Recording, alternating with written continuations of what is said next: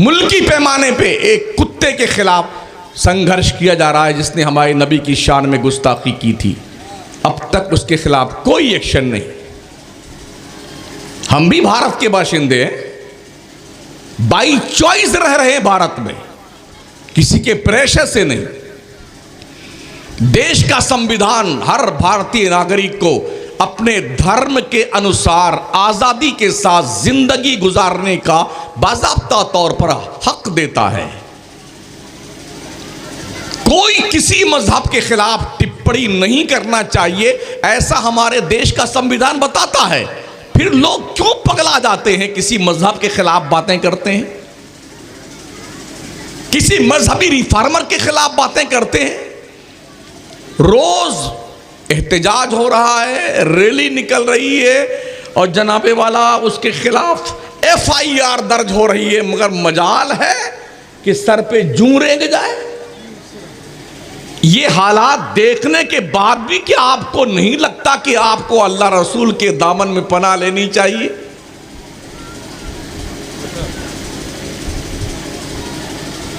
वो तो पागल हो गया था जिन्ना।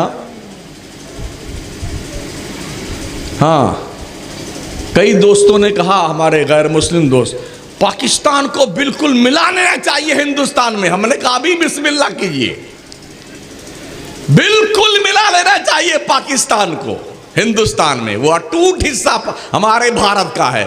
दिया किसने था, उसके नाम का पता लगाओ।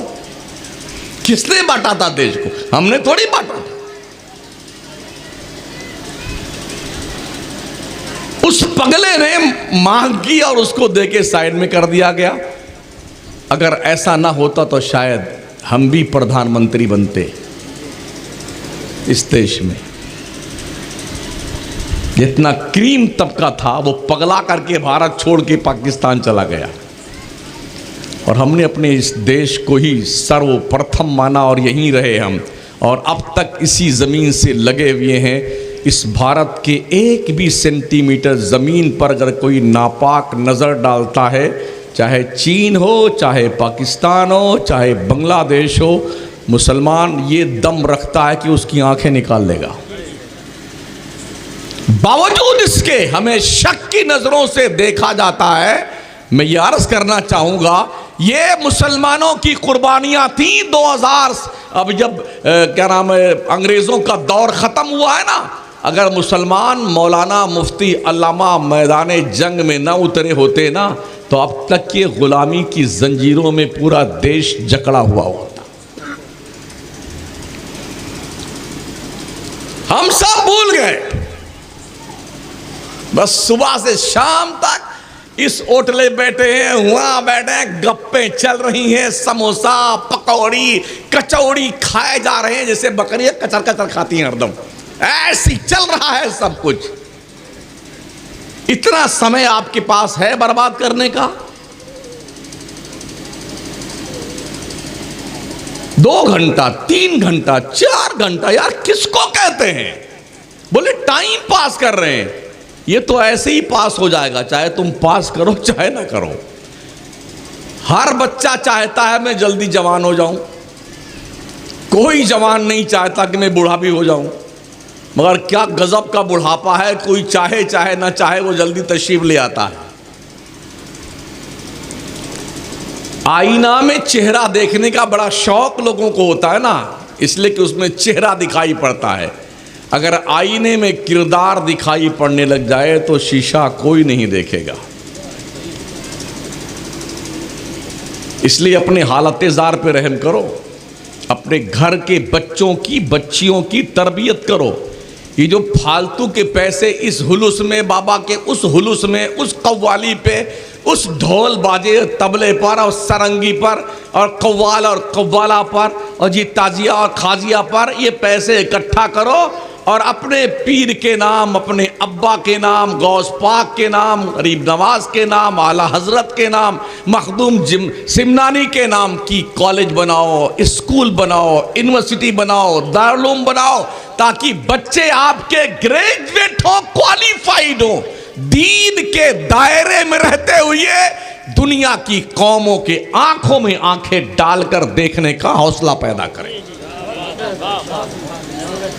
आज हमारी बच्चियों को गैरों के कॉलेज में एडमिशन इसलिए नहीं मिलता है कि वो बुर्का पहन के आती हैं। पहले इबा उतारिए, निकाब उतारिए, तब एडमिशन दिया जाएगा। हम आए दिन पढ़ते हैं अखबारात, मीडिया के हवाले से खबरें मिलती रहती हैं।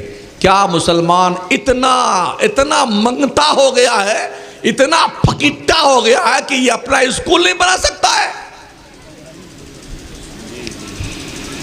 बंद कर दो, जलसे बंद कर दो, और साल भर के जलसों का पैसा इकट्ठा करके एक यूनिवर्सिटी हम बना सकते हैं और अपनी मुस्लिम कम्युनिटी के बच्चों को बाज़ाब्ता स्कॉलरशिप दे करके उन्हें तालीम दी जाए ताकि डॉक्टर, इंजीनियर, लॉयर, आईएएस अफसर, आईपीएस बने। दुनिया यही तो चाहती है ना कि मुसलमान कौम और एससी, एसटी, ओबीसी माइनॉरिटीज के स्टूडेंट्स जो है वो पढ़ने ना पाएं। और हमारी कौम ऐसे नहीं चाहती है। चलो 10वीं तक बाई ग्रेस पास हुआ ना, बेटा गुड्डू बंबई चले जाना, किसी होटल में कोई प्लेट व्लेट साफ करते रहना, कहीं जाकर के बटन टाँगते रहना, 2-4-5 हज़ार रुपया मिलेगा तो अम्मी का पान तक का खर्चा निकल ही जाएगा, है ना। हम इसी में खुश हैं। वो छोटे बच्चे जिनके पढ़ने की उम्र है, वो बच्चे बम्बई और बड़े बड़े शहरों में, लुधियाना में, कलकत्ता में, और जनाबे वाला लखनऊ में, कानपुर में, दूसरे शहरों में, चेन्नई में, हमने देखा है बेचारे जिनकी पढ़ाई की उम्र है, वो बच्चे वहाँ मेहनत मजदूरी कर रहे हैं, बड़ी ही कसम पुरसी के आलम है। क्या बच्चे आपने इसीलिए पैदा किए थे?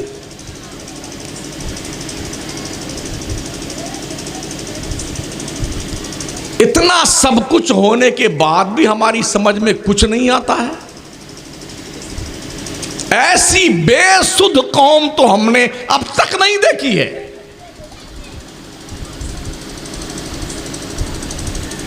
इस्लाम का कानून है किसी पर जुल्म मत करो। अगर तुम्हें कोई एक थप्पड़ मारता है तो चुपचाप बर्दाश्त मत कर लो। जितना जोर से उसने मारा ना, उतना ही जोर से खींच के लगाने का जज्बा पैदा करो। किसी ने तुम्हारी नाक काटी है तो उसके बदले में नाक ही काटी जाएगी। तुम्हारी आंख किसी ने फोड़ी है, उसके बदले में आंख फोड़ी जाएगी। इसी का नाम इंसाफ है। और जब तंग आ गई हमारे मुल्क की हुकूमत, तो सुषमा स्वराज ने, जब वो अपने दौर में अपने दल की नेता थी विपक्ष में, तो उन्होंने बरजस्ता यही कहा था पार्लियामेंट में कि सऊदी का कानून लागू कर दो भारत में, ताकि बलात्कार और रेप के केस बंद हो जाएं। एहसास है ना तुम्हें?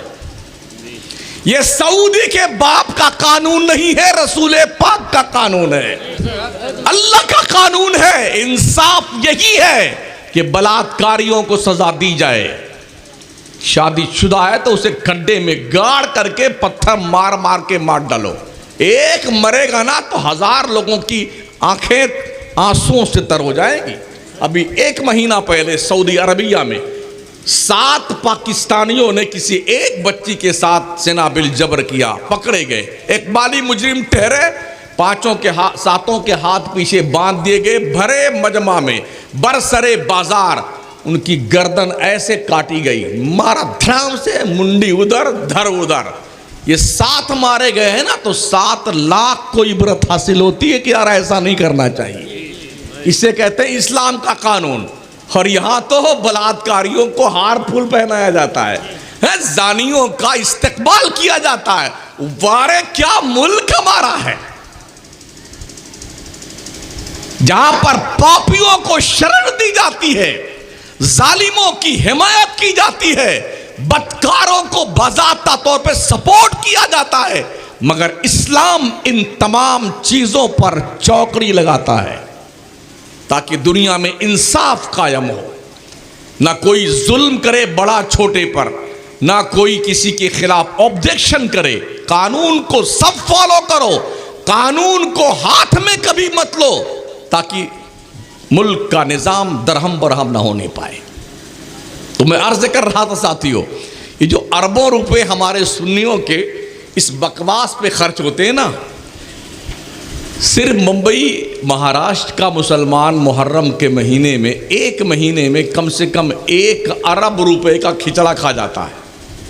अगर आप मुंबई रहते हैं, आप देख लीजिए, हर गली में 200 देग यहाँ है, 400 वहाँ चढ़ी है, 500 देग वहाँ चढ़ी है, पूरी रात देग घोटाई देग घोटाई। अबे मरदूद नमाज का भी वक्त तो आता है इस बीच में, क्यों नहीं पढ़ने जाता? करबला में इमाम हुसैन भूखे थे और यहां पर थे, बोटी से सिझा रहे हैं और दलिया को घोल रहे हैं और फिर खाए जा रहे हैं और पिए जा रहे हैं। अरबों रुपए का शरबत पी जाता है, खिचड़ा खा जाता है, बोलता हम हुसैनी हम हुसैनी। ये चेहरा दाग दिया जाएगा जहन्नम के अंगारों से। तुमने इस्लाम की तस्वीर को मस्ख करने की नापाक जसारत की है। इसलिए सोचिए और 100 बार सोचिए, अपने बच्चों तक आप दीन कैसे मुंतकिल कर सकते हैं। आज के वक्त का सबसे बड़ा चैलेंज ये है, जो आपके सीने में ईमान है, इस ईमान को अपने बच्चों के दिल में ट्रांसफर करने का कोई आपके पास सिस्टम है? मदरसे में तो कोई 5% बच्चे पढ़ने आते हैं, और मदरसों का हाल ये है कि कहीं की ईंट कहीं का रोड़ा, भानुमती ने कुंभा जोड़ा। दरवाज़ा लगा है तो खिड़की टूटी हुई है, खिड़की टूटी है तो दरवाज़ा लगा हुआ है, दरवाजे भी है तो कुंडी नहीं है हज़रत। हाँ, बाथरूम में उसकी भी कुंडियाँ टूटी हुई हैं। एक बार तो हम धोखे चले गए, धोखे में इस्तिंजा करना था, अंदर गए तो कुंडी टूटी हुई। वो तो खैरियत था, कोई आया नहीं।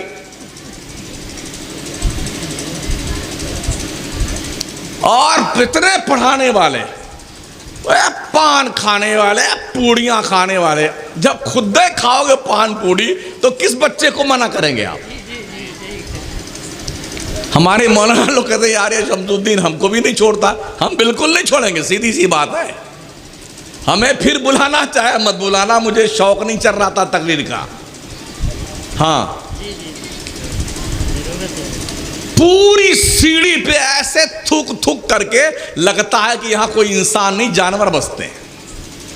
और अगर मच्छर के रोकने के लिए जालियां लगा दी ना खिड़कियों में, तो ऐसे उसमें सुराख कर लेंगे और बड़े अदब के साथ इतनी दूर पिचकारी जाए।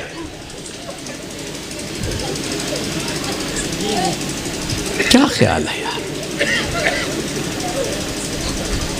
तो मदरसों में भी पढ़ाई का मिजाज इतना गड़बड़ शड़बड़ हो गया है। हर मदरसे में जब स्कूल की मदरसे की घंटी लगे तो मोबाइल के दादी अम्मा को जमा कर लिया जाना चाहिए। ऑफिस में इस दादी अम्मा को जमा कर लो वरना मदरस पढ़ाएगा नहीं।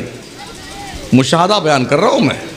हाँ, 3-4 बच्चों को बिठा लेगा हिफ्ज़ सुनाने वालों को, और यूं लेके बैठ जाएगा। पान को खा ही रहा है, अगर सही मानों में थोड़ा मुंह खुल जाए ना तो इस कुर्ता लाल पीला हो जाए।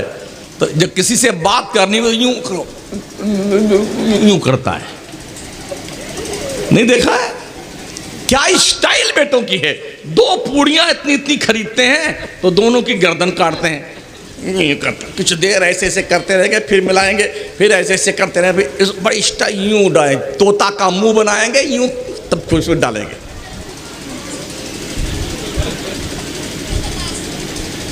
मेरे नबी ने फरमाया था, जिसके मुंह से बदबू आती हो, जो कच्ची लहसुन कच्चा प्याज खा ले, जब तक मुंह की बदबू खत्म ना हो जाए हमारी मस्जिद के करीब ना आए। ये सरकार ने फरमाया था। बीड़ी पीने वाला, तंबाकू और पूड़ी खाने वाला आपके बगल खड़ा हो जाए ना, जी करेगा अभी नियत तोड़ के भाग जाए इसके पास से। उसके जिस्म से बदबू आती रहती है। तो मोबाइल लेकर के पान तो खाए हुए है ही है। अबे खबीस पढ़ना, अरे नेट पर तू सुन सक, ये चल रहा है। इसलिए जो मदरसे के जिम्मेदार हैं उनसे गुजारिश है, घंटी लगते ही हर मुदर्रिस के मोबाइल को ऑफिस में जमा कर लो, और छुट्टी हो तो उनको दो उनका मोबाइल, अब आप लेके जाइए। वक्त के अंदर घंटी लगने के बाद से लेके जो ड्यूटी आपकी मदरसे में ली जाती है, उस ड्यूटी के पीरियड में आप मोबाइल पर किसी से बात नहीं कर सकते हैं, जो आपकी पर्सनल बात, जायज़ ही नहीं है, जायज़ ही नहीं है। अगर कोई इसके जवाज के कायल हैं, मुझे रेफरेंस दीजिए आप।